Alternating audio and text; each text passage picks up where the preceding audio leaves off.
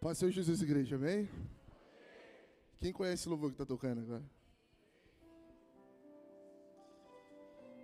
Eu acho que ele é um dos louvores que deixa mais claro o amor de Cristo por mim e por você.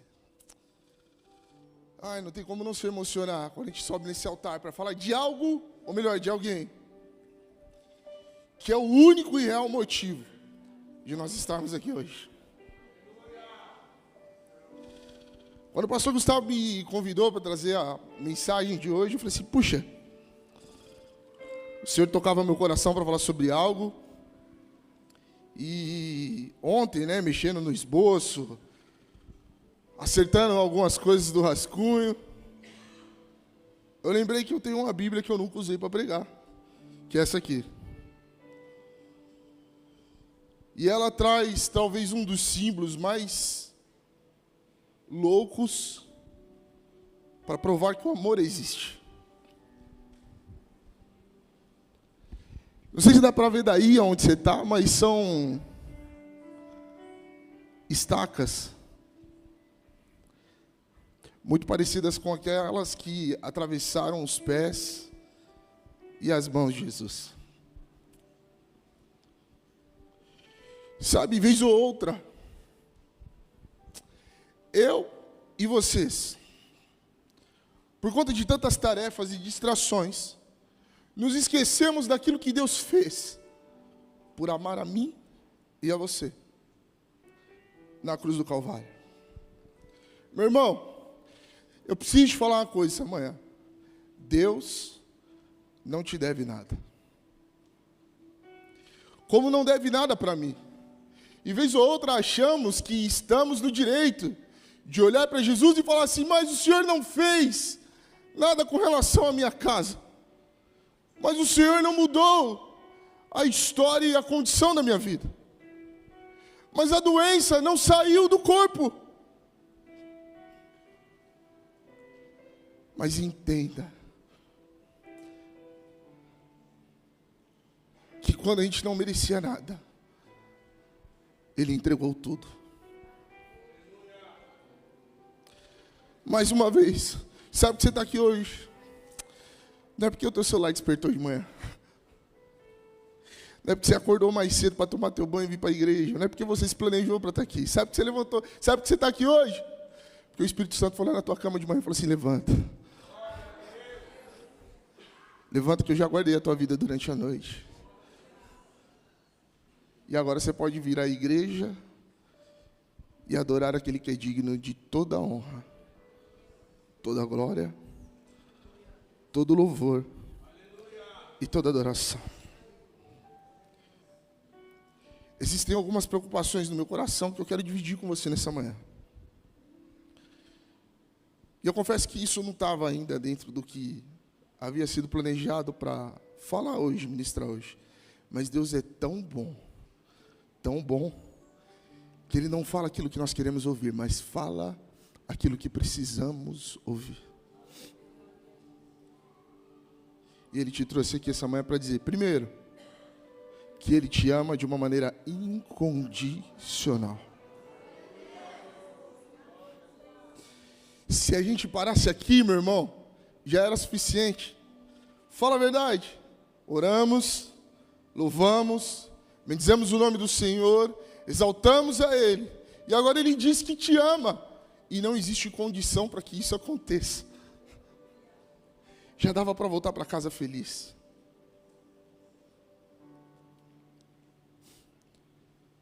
Vez ou outra, quando eu vou fazer a abertura do culto, que eu tenho esse privilégio de fazer a abertura do culto, e vou fazer a primeira oração, eu sempre me preocupo em lembrar que a responsabilidade de cultuar a Deus é minha e sua. A responsabilidade de adorar ao Senhor é minha e sua. Mas também somos nós os privilegiados de sentir a doce e santa presença de Jesus nesse lugar. Mas a responsa é minha.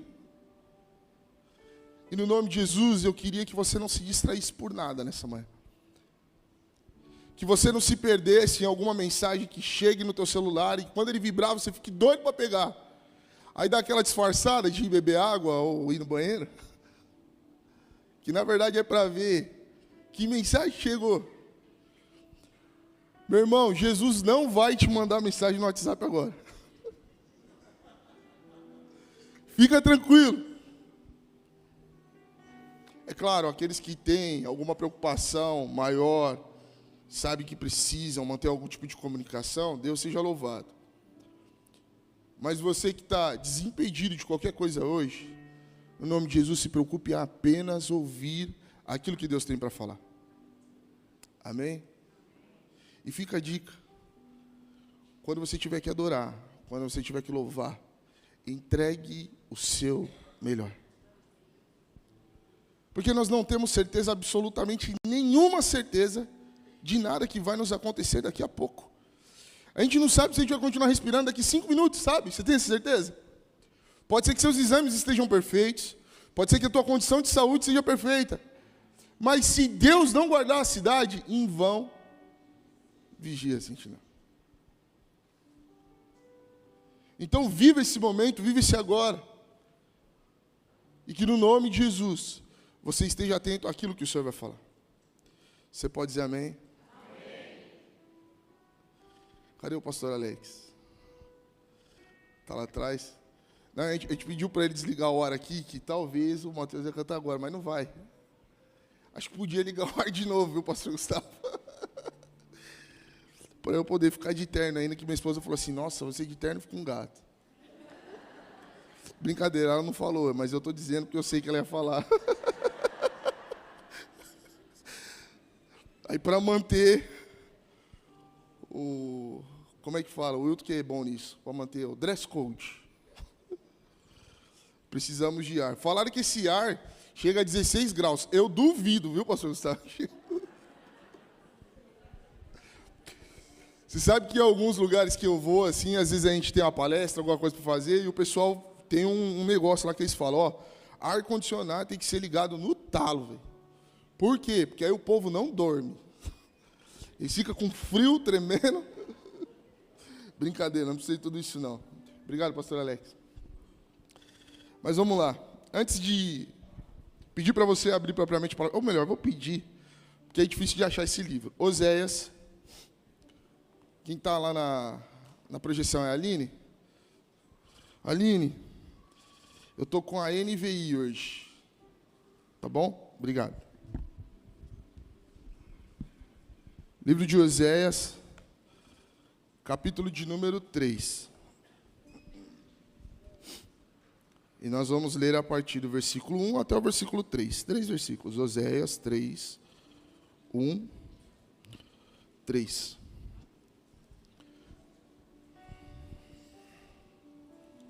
Os irmãos acharam? Para quem não achou, vou dar a dica. Minhas dicas sempre são boas.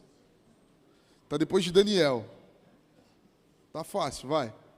Relativamente fácil, né, pastor João? É. Quem não sabe onde está Daniel, vai ler a Bíblia.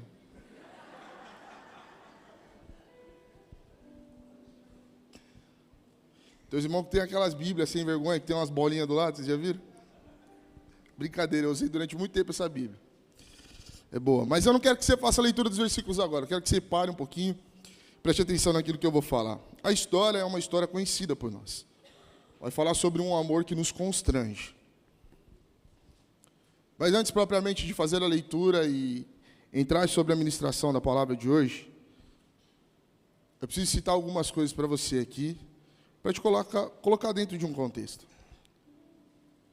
Quando eu falar a palavra, eu tenho certeza, a próxima palavra, eu tenho certeza que alguma coisa à sua mente vem. E em 99,9% dos casos, o que vem é muito parecido. Quer ver só? Traição. Todo mundo já leva para aquilo que é óbvio de tal palavra. Relacionamento, a qual alguém agiu de mau conduta ou mau caráter e traiu o outro lado. Não é isso? Claro, quando a gente fala traição, para aqueles que são casados, meio que automático em nossa mente vem separação, divórcio, infidelidade. E eu preciso pontuar alguns dados para vocês. Olha o primeiro. É claro que traição não está atrelado somente ao relacionamento conjugal. Pode haver traição numa amizade, gente? Pode. O amigo não pode te trair? Sua confiança? Pode, não pode? Pode haver traição nos negócios? Pode. O amigo pode te trair também no negócio, o parceiro de negócio pode te trair. Pode haver traição em tantas coisas. Pode haver infidelidade da parte de alguém em tantos lugares. Mas falando propriamente sobre vida conjugal, olha que dado interessante. O Centro de Pesquisas de Psiquiatria do Hospital das Clínicas da USP, aqui em São Paulo, publicou em junho de 2017. Qual era o ano? Que 40,5% da população, em média, admite ter traído o parceiro. 2017, após fazer uma pesquisa no Centro de Psiquiatria do Hospital das Clínicas, aqui em São Paulo, eles obtiveram um segundo dado, que quase 50% da população, em média, admite ter traído o seu. É muita coisa, não é, gente? Não é muita coisa? Sabe o que é mais louco? É que em 90% dos casos, as pessoas que traíram entendem como um fato normal. É normal amar alguém, mas é normal também trair esse alguém. 90%. É muita gente? Aí, em 2022, foi feito um levantamento por um aplicativo, pasmem, existe isso, de encontros extraconjugais.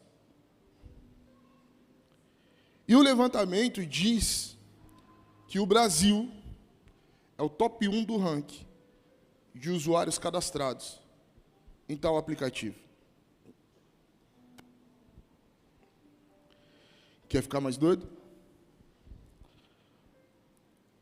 Dos cadastrados no aplicativo, a cada 10 usuários, 7 são casados, de fato.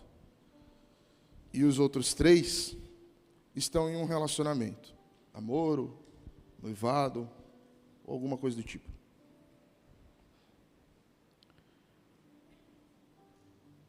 E aí vem uma pergunta. Será que eu e vocês estaremos prontos para quando alguém chegar do nosso lado, depois de ter sido infiel conosco, nos traído por algum motivo, de olhar nos olhos dessa pessoa e falar assim, eu te perdoo? Eu já ouvi dizer várias coisas no mundo. Uma delas, que a traição, quando acontece, é como se quebrasse um cristal. É impossível de colar os pedacinhos e deixar ele exatamente como era antes. Ou seja, dificilmente a pessoa que foi traída terá paz em saber que continua com a pessoa que está do teu lado. Quando eu faço essa pergunta para você, o que é que ecoa no teu coração? Você perdoaria alguém que te traiu? E eu sei que tem muita gente que, apesar de não externar e não falar nada, porque dentro da igreja, muitas vezes nós vestimos uma capa de santidade, a qual nós falamos, não, a Bíblia diz que o amor não é um sentimento. O amor é uma ordem da parte vinda da parte do Senhor para mim e para a sua vida. Se é uma ordem amar, então, quando temos uma ordem, só temos duas coisas a fazer. A primeira é, ou obedecemos tal ordem, ou desobedecemos. Entenda, amar é uma ordem vinda de Deus. Ame a Deus com todas as suas forças, com tudo que você tem. e ame ao seu próximo. Mas quando somos traídos, eu acho que o sentimento que vem para a gente não é um sentimento bom. É claro, é perturbador, não é? Quem de repente já passou por isso sabe o quanto é ruim. Independente se foi numa relação conjugal, ou se foi numa amizade, ou qualquer outra coisa do tipo. É um sentimento devastador até. Ruim. E olhando para a nossa natureza carnal, eu tenho certeza que a primeira coisa que vem à nossa mente é: um dia ele me paga. Quantos vingativos estão aqui nessa manhã?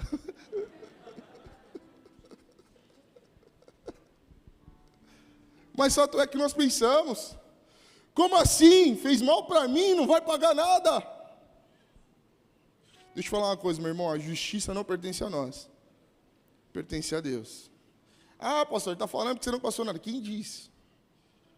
Lógico que já vivi algumas coisas, mas é muito melhor confiar e entregar tudo o que eu tenho, inclusive os meus problemas e as minhas ansiedades, na mão do Senhor,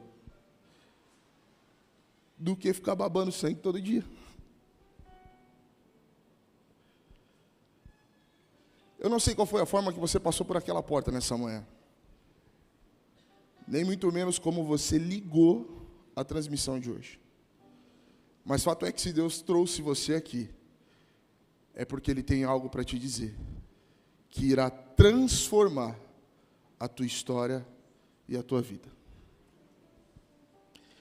Tá bom, pastor, falando assim até penso melhor, acho que dá para perdoar assim, aquele desgranhento, vou perdoar esse infeliz, perdoo. Mas e se acontecesse a segunda vez? Perdoaria ainda? Ah, não, pastor, agora eu pegaria aquele ferro que abaixa a porta da igreja e faria ele engolir.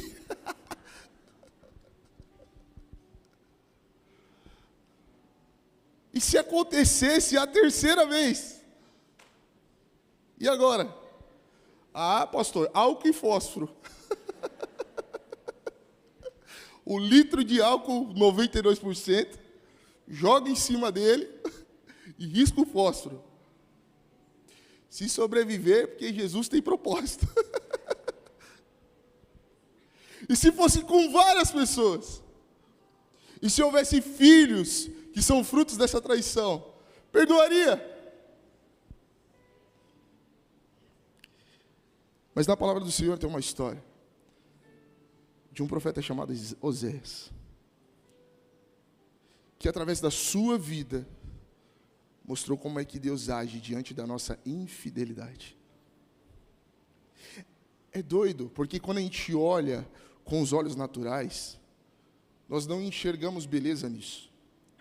Muito pelo contrário. O desejo do nosso coração é que essa pessoa suma. Mas toda vez que eu e vocês passamos por uma situação a qual somos infiéis com Deus, o que Ele faz é não desistir de mim e de você. Oséias, capítulo 3, versículo 1, diz o seguinte: o Senhor me disse: vá, trate novamente com amor sua mulher, apesar de ela ser amada por outro e ser adúltera. Ame-a como o Senhor ama os israelitas, apesar de eles voltarem para outros deuses e de amarem os bolos sagrados de uvas passas. Por isso eu comprei por 180 gramas de prata e 1,5 barril de cevada. E eu lhe disse: você viverá comigo por muitos dias. Não será mais prostituta, nem pertencerá a nenhum outro homem, e eu viverei com você. Senhor, essa é a tua palavra, Pai. Fala conosco nessa manhã que eu te peço no nome de Jesus. E usa a minha vida, Pai. Eu sei que o Senhor tem algo para nós que mudará a nossa história e o nosso relacionamento contigo. no nome de Jesus. Você pode dizer amém? O profeta Oséias, quando é chamado para o seu ministério, provavelmente isso vai acontecer por volta do ano de 755 e durará até o ano de 710 antes de Cristo. Esse profeta foi chamado para assumir as ministrações que aconteceriam em Israel. Muito provavelmente este homem vinha logo após Amós. E junto dele, outros 2 profetas profetizavam na mesma época, mas no reino do sul, que é em Judá, que eram os profetas Isaías e Miqueias, que também tinham um trabalho muito árduo. Mas o ensinamento mais notável dessa história, ou melhor, um dos, está dentro de um versículo a qual nós conhecemos muito bem. Quer ver só? Vocês vão completar na hora que eu parar, tudo bem? Amém? Amém. Os irmãos estão vivos? Amém. Glória a Deus. Quer ver só? O meu povo é destruído por falta de... A gente conhece. E não é um grande ensinamento? É. Por que perecemos? Por que caímos? Por que somos destruídos?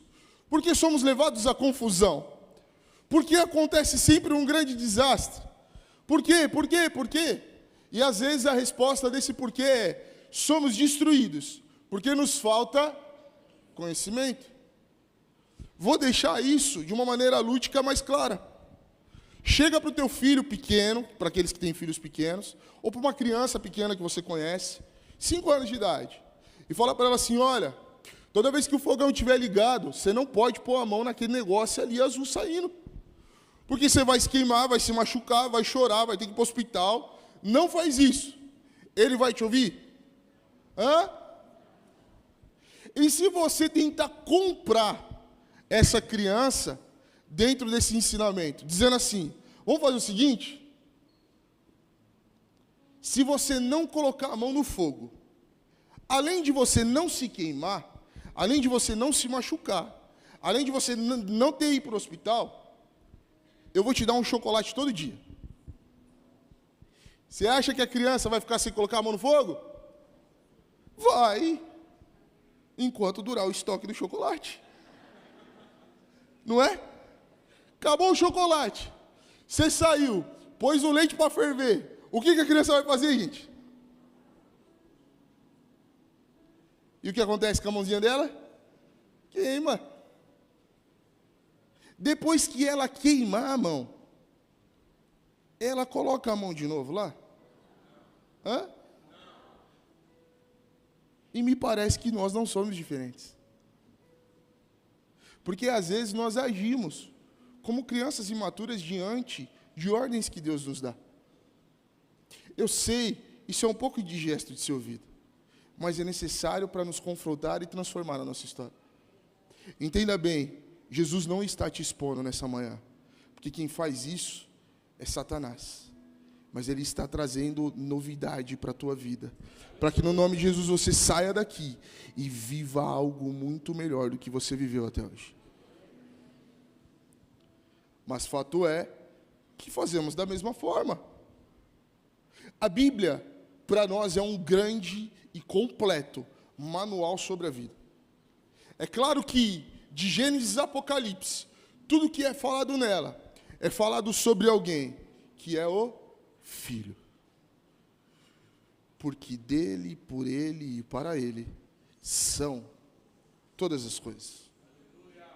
A Bíblia de Gênesis a Apocalipse vai falar sobre o Filho. E sobre um plano de salvação que Deus tem para a nossa vida. Sobre relacionamento que Ele quer ter conosco. Sobre condutas. E trará muitas histórias, a qual nós somos conhecedores. Voltando para o assunto de traição. Te vem alguém, algum personagem na sua mente quando fala sobre isso? Na minha vem um homem que era segundo o coração de Deus. Seu nome? Davi. Mas um dia, na sacada do palácio, ele vê Betseba tomando seu banho. E ele se perde naquilo que os olhos estão vendo. Pede para entrar, tem relação com essa mulher, e o restante da história você sabe muito bem o que acontece. um preço altíssimo é pago, não é? Pago um preço muito alto. Muito, muito alto. Eu não sei se você já teve o prazer de ler o que acontece com Davi. Mas um salmo foi escrito depois do profeta chegar ao palácio e falar para ele que o que ele fez era errado. É claro que ele traz de uma maneira diferente, através de uma ilustração, o pecado que Davi havia cometido. Afinal de contas, para ele se livrar daquele problema, ele faz com que o marido daquela mulher morra durante uma guerra. Mas existe um preço a ser pago agora. Nós sabemos da história, ou seja, traição é uma plantação, como o amor também é uma plantação. Mas não adianta a gente trair e esperar que a gente vá colher o amor. Haverá consequências para isso. Você sabe quais foram as consequências que Davi sofreu? Não foram poucas, mas muitas. O filho, por conta daquela relação, o filho que seria gerado naquela relação de Betseba e Davi, morre. Um outro filho dele sai com as mulheres dele para todo mundo ver. O negócio é terrível, tem consequências. E nós sabemos da história. Mas sabe, mesmo sabendo da história e sabendo que há consequências, é como se a gente estivesse aprendendo com chocolate e não colocando a mão no fogo. E aí o que a gente quer fazer? Vou testar para ver se comigo acontece a mesma coisa ou não. Será que vai dar ruim para mim também? Meu irmão, deixa eu te falar. Deus ama de maneira incondicional, mas Ele nunca deixou de ser justiça. E eu não estou falando isso para que você saia daqui aterrorizado. Não, eu estou falando isso para que haja temor no teu coração. Sabe o que é a ausência de temor? É a ausência de conhecimento de que Deus está em todos os lugares, vendo tudo o que acontece. Sabe por que nós pecamos? Nós ministramos muito sobre isso no curso Homem ao Máximo. Porque nós não tememos mais a Deus. E a falta de temor nos leva a precipícios gigantescos, que quando nós entramos, se não for a misericórdia de Deus e a sua vontade, dificilmente nós sairemos de lá. Se não nos arrependermos e abandonar o nosso pecado, não sairemos de lá. E nós ministramos isso aos homens. Quer ver só? Todo mundo aqui peca, amém, gente? Quem fala que não peca, vem aqui na frente que eu vou orar por você, para Jesus te levar. Você vai ser corrompido qualquer hora. Senhor, está aqui um Enoque, chama ele para a glória. Todo mundo peca. Mas vamos pensar naqueles pecados que trazem consequências mais terríveis. Vamos? Posso? 3 pessoas falaram amém. Jesus amado. Os irmãos estão com medo, assim, tremendo. Vou pegar bem assim, ó. Mais ou menos, vai. Vamos supor que você, para se livrar de uma determinada situação, você precise mentir. Mentira é pecado, gente? Quem disse que não é? Ah, pastor, depende. Se for uma mentirinha. Não, mentira é pecado. Sabe aquela mentira assim, ó? Alô, quem? Ah, o pastor William? Só um minuto. Pai, fala que eu não estou. Fala que eu não estou. Não, mentira. Quem é o pai da mentira? Enfrente todas as situações que você tem que enfrentar. E permita, ou melhor, peça, para que Deus vá adiante de todas elas. Ainda que ela seja difícil de ser rompida, ainda que necessário seja viver alguns dias dolorosos, haverá bálsamo sobre tua vida. E quando esse bálsamo chega e cura, o que nos resta é contemplar a beleza do amor de Deus. E falar, olha, eu tenho uma cicatriz, mas não dói mais. Não queima. Não sinto mais nada. E a mesma pessoa que fez isso cicatrizar, pode cicatrizar a sua vida também. Pode mudar a tua realidade, a tua história também. Deus faz isso conosco. Vamos aumentar o grau aqui de dificuldade da coisa, do pecado? Pornografia. Gente, eu sou de uma época, tenho 37 anos de idade, não parece, né? Parece ter uns 22, 23, né? O Senhor está vendo o teu coração falando de carteira assinada. Fique esperto, irmão. O Espírito Santo está aguentando aqui. 37 anos de idade. E eu me lembro que para você ter acesso a esse tipo de conteúdo, tinha locadora. Quem é do tempo de locadora aqui? Videocassete. Hã? Videocassete já custou uma nota. Ao ponto de você trocar em carro. Que carro que você tem? Ah, Kombi, 62 e tal. Eu tenho um videocassete. Vamos fazer pau a pau. Lembra? Locadora? Tinha. Aí depois teve o auge das locadoras. Tinha uma que era aqui no lugar das Americanas, aqui na avenida, que se chamava Blackbuster. E todo crente queria ter a carteirinha da Blackbuster.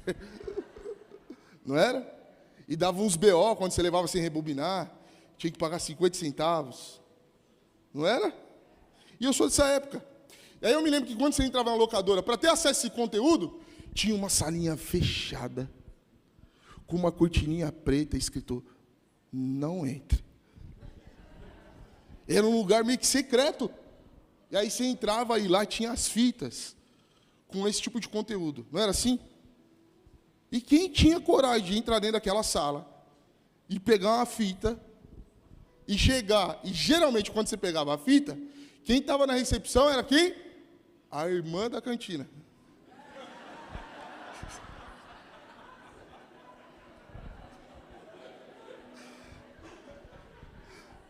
Vocês estão rindo, né? Já passou por isso, né?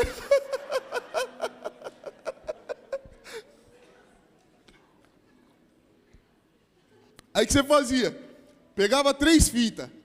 Rei Leão, Aladim, sei lá, fala outra aí. Sexta-feira 13 e aquela sem vergonha por último, lá embaixo. Como se a mulher não tivesse que passar lá, né, no código. Tinha que passar. Aí passava, ela baixava o óculos e assim, Era difícil, não era? Você tinha que ir na banca, comprar revista. Gente, era uma loucura. Hoje,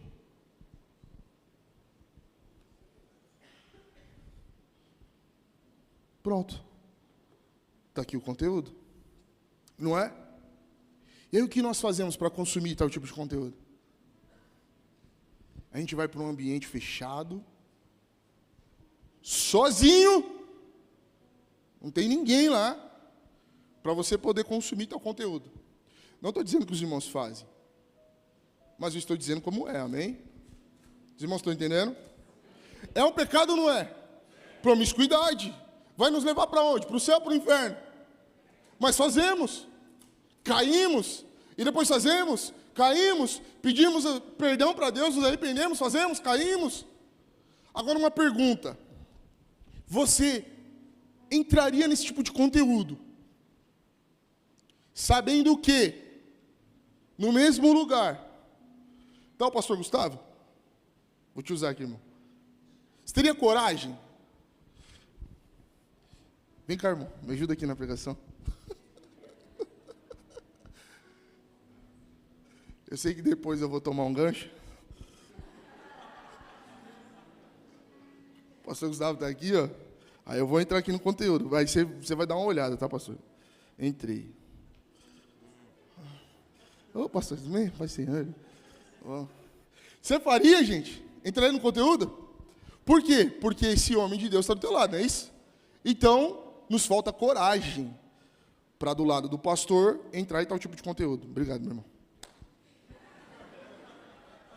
Deus abençoe sua vida, viu? Olha, pode participar do teatro da igreja já. A gente não entraria, porque a gente sente a presença de uma pessoa que está do nosso lado. E por vergonha, não iremos consumir, não iremos pecar, não iremos mentir, não iremos fazer nada, absolutamente nada de errado. Por quê? Tem alguém do nosso lado olhando. Faria se a esposa estivesse do lado? Não. Faria se o marido estivesse do lado? Não. Faria se os filhos estivessem vendo? Não. E por que fazemos? Porque nos esquecemos que pode não ter alguém fisicamente do nosso lado, mas que o Senhor é onipresente. Sabe por que pecamos? Porque esquecemos que temor é igual à presença da santidade do Senhor. O Senhor está querendo mudar a história da tua vida na manhã de hoje. Te trazer de volta para ter um relacionamento com Ele de fidelidade e de amor. Talvez um relacionamento a qual você nunca experimentou na tua vida até hoje. Pastor, estou 50 anos na igreja, mas não experimentou. Porque quando o Senhor chama e te abraça de uma maneira diferente, Paul Washer vai dizer a seguinte frase que eu amo: ter um encontro real com Jesus Cristo é a mesma coisa que ser atropelado por uma carreta. Haverá sequelas. Eu quero profetizar no nome de Jesus esta manhã. Que nós sairemos daqui com marcas de um amor que nos constrange, de um amor que nos faz temer a esse Deus Santo, para não mais cair e pecar contra Ele. Você crê nisso e recebe no nome de Jesus?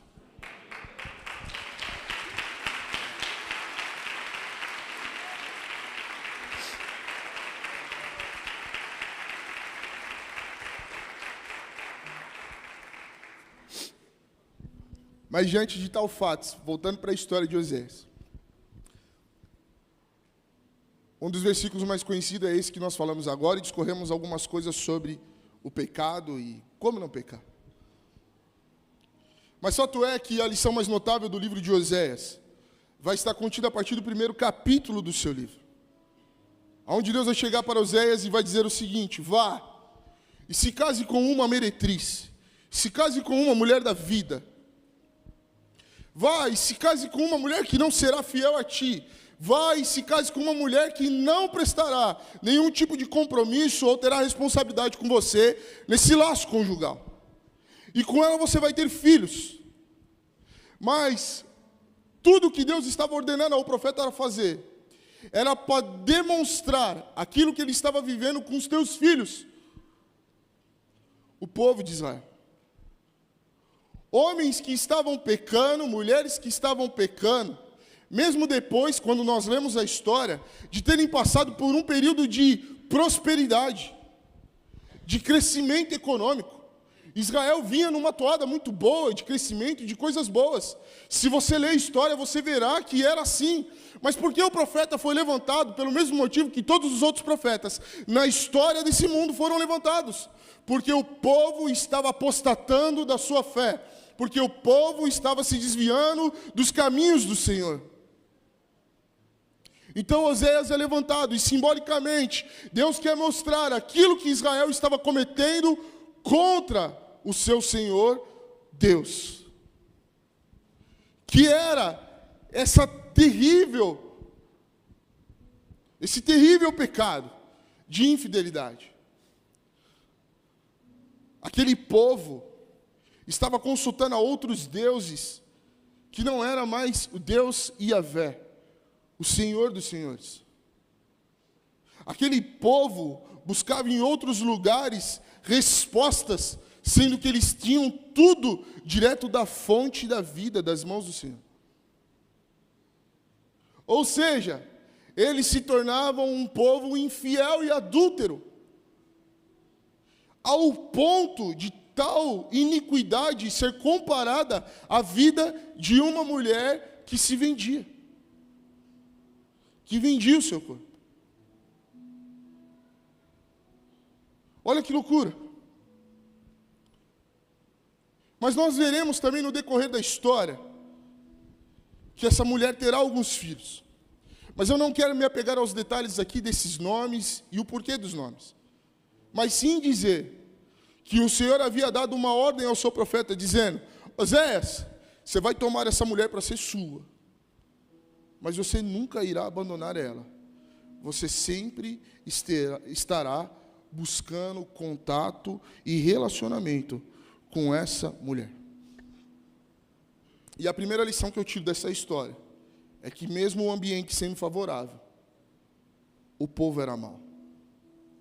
Vindo de crescimento, vindo de prosperidade, mas o caráter do povo era ruim, era mau. E quantas vezes nós vemos a mesma história se repetindo nos dias de hoje, não é mesmo? O povo era mau, mesmo debaixo de bonança, mesmo debaixo de prosperidade, mesmo debaixo de realização de sonhos, mesmo debaixo de promessas. O povo era comparado a um povo adúltero. E nós sabemos o quanto isso era terrível diante das leis que foram entregues para Moisés.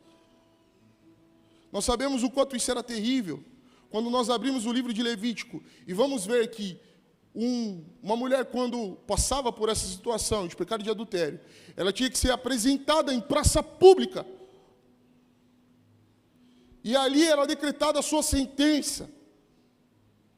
A consequência era a morte. Mas era uma tortura quando nós pensamos que cada um levava uma pedra em suas mãos, e pode ter certeza que não era uma pedrinha qualquer, mas era uma pedra bem pesada e que machucaria bastante, para poder apedrejar aquela mulher até ela perder a sua vida.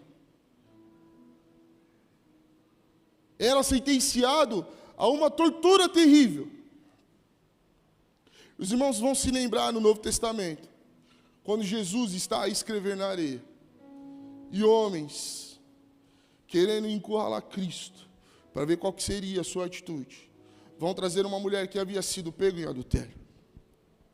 Então, eles chegam diante de Jesus e perguntam a ele: o que devemos fazer com essa mulher? Pois ela foi pega em adultério. E segundo a lei de Moisés, ela tem que ser apedrejada. Sabe o que é mais doido dessa história? É que eles não foram lá para perguntar, eles foram lá para já colocar Jesus em xeque e depois agir e executar tal sentença. Porque vocês vão se lembrar que Jesus continua da mesma maneira a qual ele estava. Aí eles fazem o questionamento novamente, porque não tiveram resposta de primeira. Então o Senhor vira e fala: quem não tiver pecado,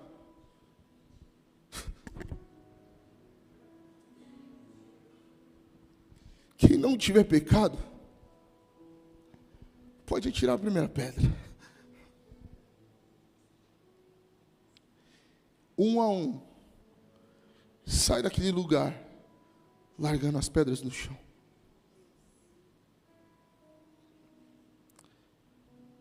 Sabe por que você está aqui hoje, nessa manhã, ou porque você está nessa live ligado aí, conectado? Porque as pedras não chegaram em você. Merecíamos, sim, e muito. Para pensar na nossa vida pecaminosa, meu irmão. A nossa natureza é caída. Nós tivemos o pastor Clebão aqui no domingo, e ele falou sobre a queda do homem, a queda da família, sobre a natureza carnal caída. Não falou? Somos pecadores desde quando somos recebidos nesse mundo, desde quando nascemos. Mas ainda assim, mesmo diante de tantos pecados terríveis que cometemos, não só mentiras que contamos, mas tantas coisas que fazemos, que colocamos o Senhor do nosso lado, e mesmo assim temos a coragem de pecar. Ainda que venha uma sentença terrível, Ele vai dizer: aonde abunda o pecado, vai superabundar a graça. A cruz, todos nós sabemos, era para mim e para você. Por que não fomos crucificados? Porque a graça, a obra redentora da cruz, chegou para a minha e para a sua vida. Se fosse em outros tempos, a justiça de Deus e a sua santidade não casaria, não se conectaria com o mundo pecaminoso que nós estamos vivendo nos dias de hoje. Lembra de Sodoma e Gomorra? O que aconteceu lá? E olha que Abraão fez algumas tentativas. Ah, Senhor, será que se tiver um justo, O Senhor pouparia aquele lugar? Ele fala, pouparia, mas o problema é que não tem. E a cidade destruída? Olha para a nossa geração. Sodoma e Gomorra aprendeu com a gente. É duro ouvir isso, eu sei que é duro.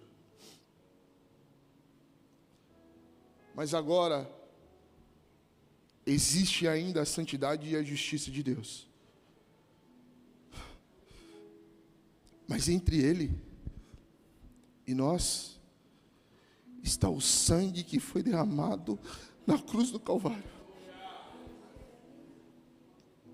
E por conta disso, nós não sucumbimos. Segunda lição. Todo pecado, sem exceção, causará confusão. Causará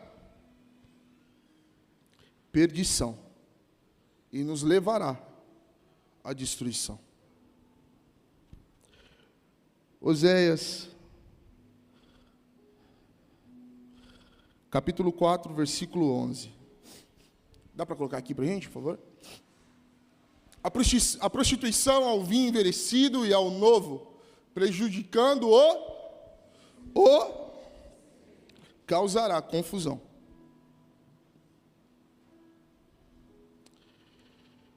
Gerará perdição.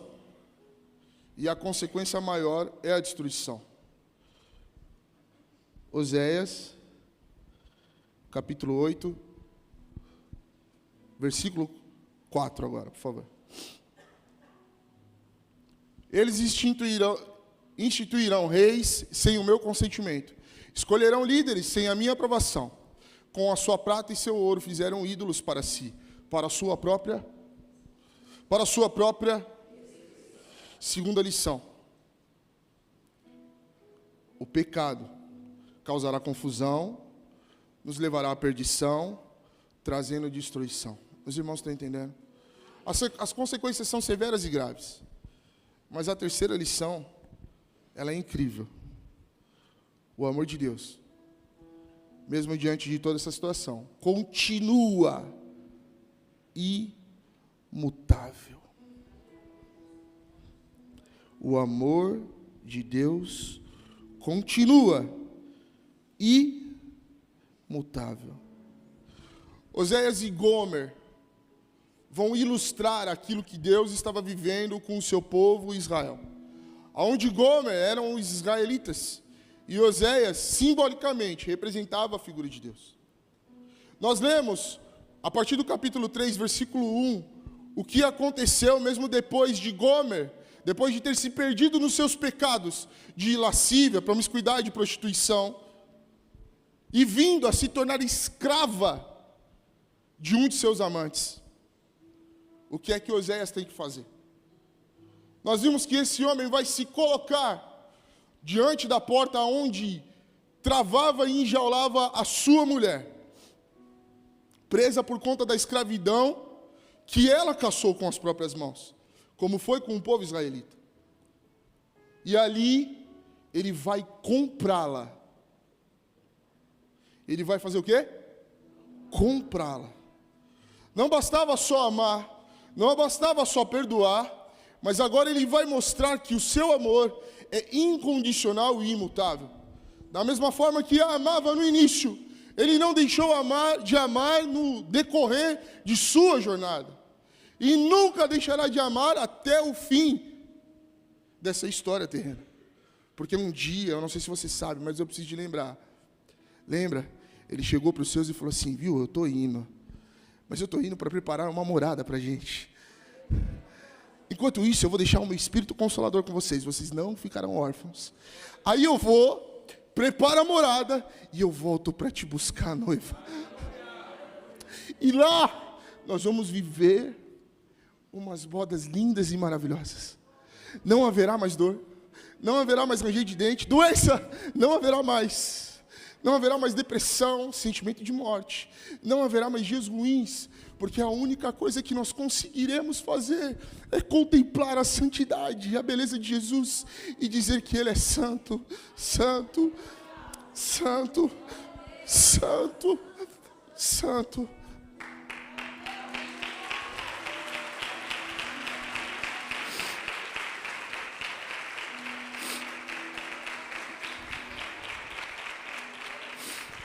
O amor dele é imutável. Ele foi lá e comprou aquela mulher que havia se tornado isso. E a última lição é que Deus, ele é o único que pode restaurar e redimir alguém. Oséias estava ali simbolicamente representando a figura de Deus. Vamos trazer para os tempos de hoje tudo isso que nós ouvimos agora? Quantas vezes eu e vocês estamos vivendo nos caminhos de pecado, adulterando e sendo infiéis com Deus? Sabe, porque não é só sobre a promiscuidade, não é só sobre a mentira ou os vícios que nós temos. Não é sobre isso, mas é sobre uma infidelidade da noiva de Cristo com Cristo. John Bevere vai escrever em um dos seus livros algo lindo e maravilhoso, e eu preciso compartilhar com vocês, de forma muito rápida. Um casal que estava em eminência do seu casamento, agora noivos, a mulher vai chegar para o seu futuro marido e vai lhe fazer uma proposta. Por quê? Ela tinha uma vida antes de conhecer ele. E é óbvio que ela quer propor que isso continue, porque o prazer momentâneo que ela tinha lhe fazia um bem. E a proposta dela é: olha, amor da minha vida, o dia tem 24 horas, e eu serei 23 horas sua, mas 1 hora desse dia, eu farei o que eu quiser, com quem eu quiser. A proposta dela era de, em 23 horas, ser daquele homem, em 1 hora ela ser infiel. Você acha que o noivo aceitou? Você aceitaria? Aceitaria? Responde, irmão. Não aceita, imagina. Quer ele chegar para mim e falar assim: amor, 24 horas, 1 hora, esquece, pai. Lógico que a gente não vai aceitar, a gente não é bobo, a gente é bobo? Não. Então aquela proposta continua. Tá bom. A semana tem 7 dias. Vamos fazer o seguinte: 6 dias eu sou sua, mas 1 dia da semana eu vou fazer o que eu quiser, com quem eu quiser, em qualquer lugar. Proposta aceita? Pode responder mais alto. Não. Tá bom. Vamos fazer diferente agora. Eu sou a noiva, vocês são o noivo. Aí eu proponho e vocês me respondem, beleza? Tá bom, coisa linda. Não quer liberar 1 dia na semana? 30 dias no mês.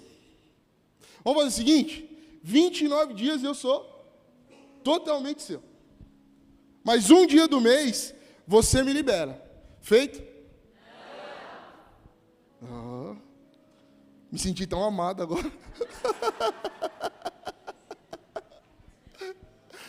365 dias no ano. Minha última proposta para fechar esse casamento. 364 dias, eu sou todinho de vocês. Mais 1 dia eu faço o que eu quero. Você aceita a proposta? Mas fato é que John Bevere vai trazer para a gente nesse livro, que é essa proposta que nós fazemos dia após dia ao nosso noivo Jesus Cristo. Mas sabe o que é mais lindo dessa história? O amor dele não muda. Você chegou como aqui hoje mesmo? Ontem você pecou. Ontem você fez lá os seus negócios lá. Ontem. Deus continua te amando. Não. Foi hoje, antes de vir para a igreja. Misericórdia, irmão. Antes de sentar nessa cadeira. Você chegou até mais tarde para não dar a paz do Senhor, pastor. Vai que ele revela. E entrou na igreja. E está em pecado. O amor de Deus continua sendo imutável. Sabe por quê? Eu e você, se entrarmos debaixo de um ambiente de desgraça, de promiscuidade, muito provavelmente seremos corrompidos por ele. Se não tivermos firmeza em Cristo Jesus, na rocha, se a nossa casa não estiver construída ali, ela vai cair. Seremos corrompidos facilmente por aquele ambiente. Mas Jesus, quando entra num ambiente sujo, de lama, de pecado e de promiscuidade, a santidade dele não muda. Com o que ele andava? E ele mudava? Não. Aonde ele pisava a planta dos pés dele, ali se tornava um ambiente de transformação. E esse mesmo amor que fez através de um símbolo, de uma história de Oséias e Gomer, continua perpetuando nos dias de hoje. Continua amando de maneira imutável e sabe que é melhor, mesmo que a gente ande por caminhos perversos, difíceis e que venhamos cair em pecados terríveis, Ele continua nos amando e dizendo: vem para perto de mim, vem para perto de mim, vem ter relacionamento comigo, vem para perto de mim. E eu não sei se você sabe, não foi com algumas moedas de prata, nem muito menos com 1,5 barril de cevada, mas quando Ele comprou a minha e a sua vida, foi por preço de sangue. A mesmíssima coisa que aconteceu no passado continua acontecendo nos dias de hoje. Deus te trouxe aqui para te dizer que Ele tem poder para remir e restaurar a tua história. Eu sei que, vez ou outra, nos pegamos pensando: mas eu estou vivo, as coisas estão caminhando, continuam correndo do mesmo jeito. É certo que eu não deito a minha cabeça mais da mesma forma, e não consigo mais dormir como eu dormia antes. A paz me foi tirada, mas nada aconteceu além disso. Mas, meu irmão, deixa eu te lembrar, a Bíblia deixa claro que o salário do pecado é a... E quantos querem morrer? Espiritualmente falando. Ninguém. Será que se tivéssemos a oportunidade de escolher naquele dia para onde vamos, alguém seria louco o suficiente de escolher de ir para o inferno? Mas deixa eu te falar, a escolha não é feita naquele dia que o Senhor voltar. As escolhas são feitas dia após dia. E Deus te trouxe aqui para te lembrar que ainda há tempo. Ainda há tempo. Quer saber como que você tem que fazer isso? Olha para a cruz. Olha para a cruz. A obra que foi feita lá é algo que constrange a gente. Não foram algumas moedas que nos compraram, mas foi o sacrifício feito na cruz do Calvário. Deus estava se reconciliando consigo mesmo e com o mundo. E para essa obra ser completa, Ele enviou o que Ele tinha de mais precioso. Um versículo gravado em nossos corações e que arde todas as vezes que nós ouvimos é: Deus amou o mundo de tal maneira que deu o seu Filho unigênito, para que todo aquele que nele crê não pereça, mas tenha... O próximo versículo é lindo demais. Não enviou para sentenciar, mas enviou para que houvesse salvação. Agora se prepara, meu irmão, porque aquela mulher havia abandonado a sua família, esposo, noivo e filhos. Mas entenda que quando Deus restaura, Ele não restaura a parte, Ele restaura o todo. Você entendeu? No nome de Jesus eu creio que é uma questão de tempo. Depois do teu cônjuge ver a tua vida restaurada e redimida por Jesus Cristo, ele vai falar assim: o que está acontecendo? Que eu vou ter que ir lá naquela igreja, irmão, para ver o que está acontecendo lá. Você não é mais a mesma. Os problemas continuam. A situação difícil continua. Mas você consegue ser feliz diante de tais fatos. Você consegue viver. E aonde eu posso, você está cantando, está louvando, está adorando a Deus. O que está acontecendo? Eu vou lá ver. E quando ele chegar aqui, a mesma graça que te alcançou, o mesmo amor que te redimiu, o mesmo Jesus que te restaurou, irá restaurar a vida do teu cônjuge.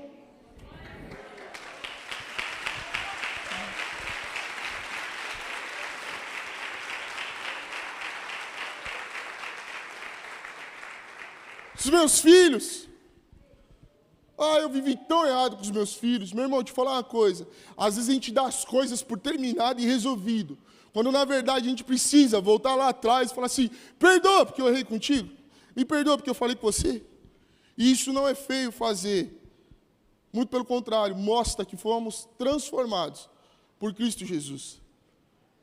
Tem uma lição nesse livro, O Homem ao Máximo, que diz assim: um pai muito preocupado com os seus 2 filhos que estavam perdidos e viciados em álcool, vai chegar diante do pastor Ed e vai falar assim, ora pela salvação dos meus filhos, pastor.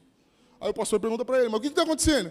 Eles estão perdidos, se desviaram e estão, assim, atolados em alcoolismo. O pastor, é lógico, que vai falar o quê? Vou orar.